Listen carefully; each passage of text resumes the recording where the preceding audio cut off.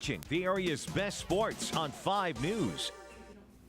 It's that time of the year again. The Charleston Civic Center is loaded with the gold and blue and the green and white. The Capital Classic returns for another edition as the WVU men look to end a 2-game skid with losses against Missouri and Gonzaga, while the women look to win their 8th in a row.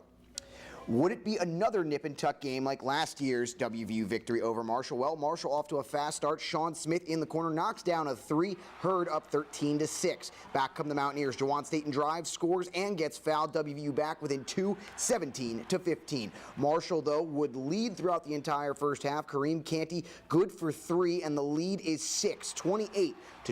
WVU closes the gap, though, just before the break. Aaron Harris buries a 3, and the Mountaineers trail by just a basket at the break, 33-31. Second half now, the Herd still in control. Tamron Manning knocks down a corner 3. Marshall's lead is 6, 52-46. But WVU would slowly work their way back into it. Brandon Watkins gets the putback here. He had a double-double. Ears trail 60-58. Still down 2, under 3 to play. Staten takes it to the rim. 3-point play gives WVU their first lead, 63-62. Staten led all scorers with 19. And WVU would close it out on a 16-2 run. Gary Brown's jumper with 90 seconds to play seals it as WVU survives, winning 74-64. Another 10-point victory 2 years in a row now. Mountaineers win on a night when they certainly did not play their best.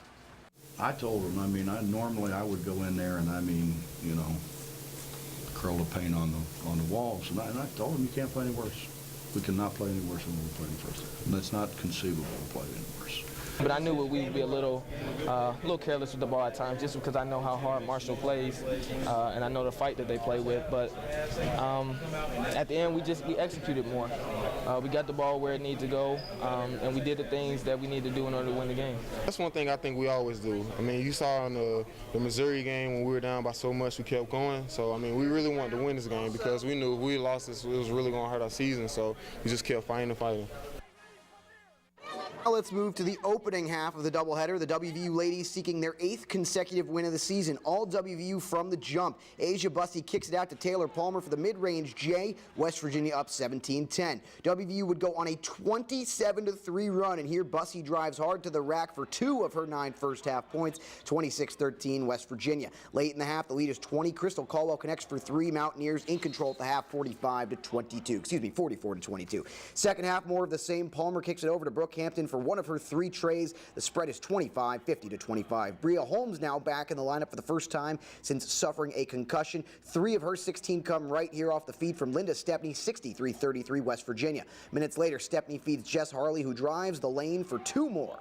West Virginia cruises to their 8th consecutive win and 9th straight over Marshall, 82-51 the final.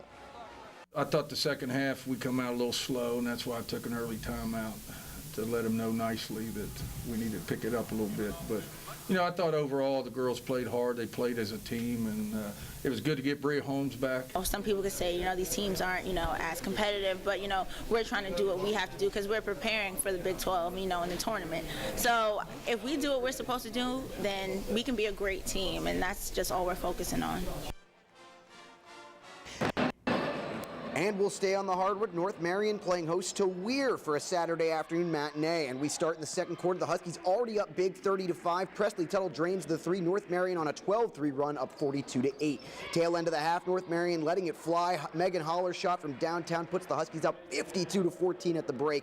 Holler led all scorers with 15. Third quarter now, Kara Egris with the loose ball rebound and the putback. North Marion opens up the lead to 40. Egris again now dribbles, stops, and pops. The mid-range J is good. Huskies dominating, up by 44. They went on a 14-2 run in the third. Egris dishing now finds Mackenzie Hess for 3. She had 7 on the day. North Marion up 71-19 after 3 quarters. They win big, 84-24 over Weir. Taking a look at some other scores from around the area in boys basketball, North Marion tops Weir by 14. Gilmer County drops one against Charleston Catholic 60-49. At the Payton City tournament, Valley Wetzel comes up with a 45-point thrashing of 100, and host Payton City drops Tyler Consolidated 74-57. Ravenswood ekes out a 4-point win over Ritchie County in other action. In girls basketball, Trinity Christian cruised by Clay Battelle 53-19. Tucker County and Petersburg were both postponed due to bad weather. And we'll take a look at some hockey action now. The Pittsburgh Penguins and the Detroit Red Wings. Evgeny Malkin to Jussi Jokinen, and then back to Malkin, who puts one in past Jonas Gustafsson. Pens take a 2-1 lead, and they would go on to win by a final of 4-1. Well, that's all for sports, but don't go anywhere. More 5 News at 11 Weekend Edition coming up next.